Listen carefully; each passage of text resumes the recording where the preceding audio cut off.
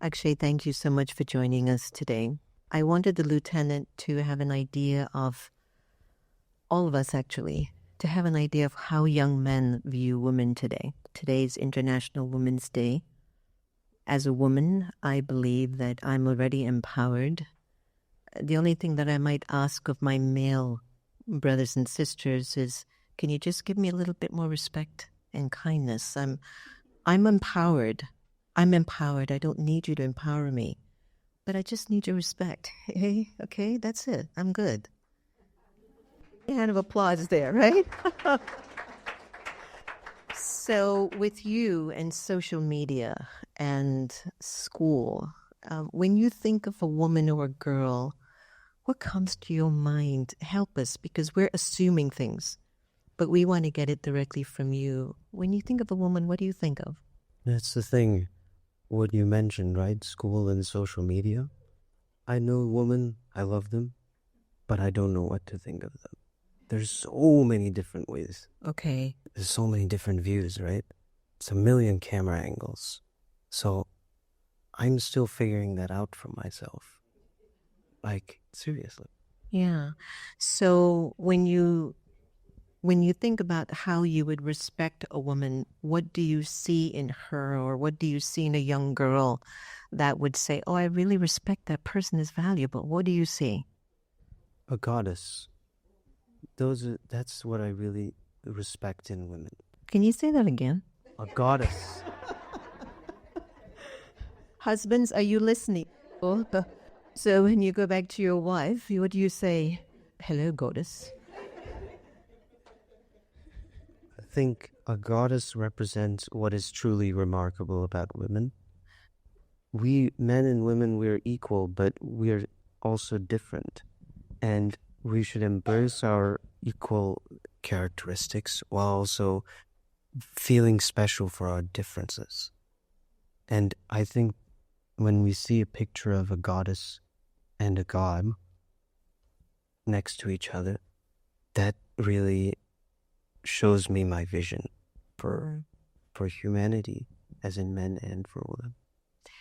You know, on many occasions, that's beautiful.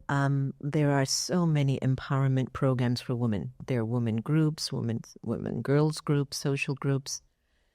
If there was anything that you would love a young girl or woman to know, that she can rise to the stature of a goddess, what would you tell her?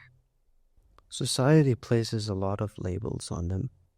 Some of them a bit extreme, some of them a little conservative. But I want to tell all women that every label that has been placed on them came from something that was true and that was very righteous. For example, that the notion that they're emotional, right?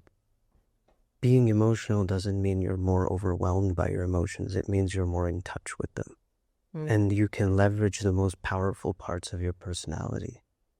Men are praised for being stoic and for being emotionless machines. But I feel like we can leverage the greatest part of who we are through emotions. And women are naturally empowered with that. That's something that I had to learn. But I don't think women have to learn that. They're so talented in it. I'm not saying... They're so what? They're very talented. I'm saying that they're very insightful. Yeah. That emotion is what gives them their intuition and their creativity. Hold a minute. Yeah. Your emotions give them their intuition. Can you elaborate? Because emotions are different from logical mind. The logical mind is limited to logic, and logic comes with its own set of rules. I think there are things that emotions can do that logic cannot do. That's why women are described as more resilient. What is resilience? Coming back from failure. When you're falling down over and over and you're failing over and over at something, the logical mind doesn't work anymore because you don't see any logical reason to continue. It doesn't make sense. Logic will say what? The statistics, the odds. But I think the odds were only meant to be defied, just like records were only meant to be broken. And the things that are impossible, to make them possible, we have to use emotions. That's what is inherent within us. No, that's deep. That's deep. Yeah, that's really deep. It's very deep. It's really deep. If there was anything that you could tell a young girl, especially your age, to stop doing, what would you tell her to stop doing? Stop thinking that the world's out to get you. Because I think I'm not saying all of them do that, but some of them do that. And when they do that, they become overly defensive. And so they shift to this one side of the spectrum. They become rebellious. Being cooperative and submissive is what society has labeled women with. So I don't blame them for being like that. But I want them to understand that those values are not necessarily bad, because you need this cooperative side and this rebellious side. People have thought that they're two different people. They're actually halves of the same person. So I think one thing I tell them to stop doing is stop running away from who you are, and that's a woman.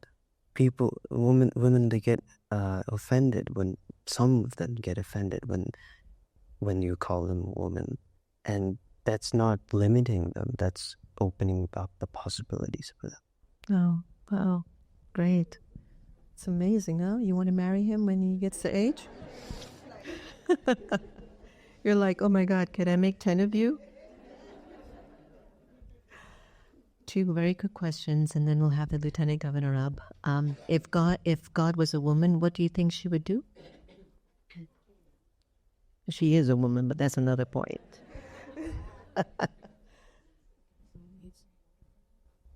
Support me along my journey, but also tell me where I need to change. If God was a woman, she would support you on your journey, and she would also tell you where you need to change.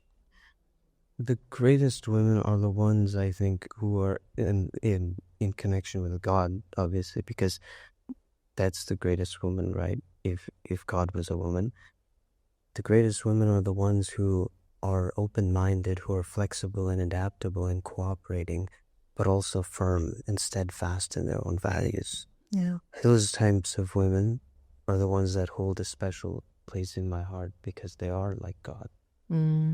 That's beautiful. Give him a big hand of applause. Thank you so much.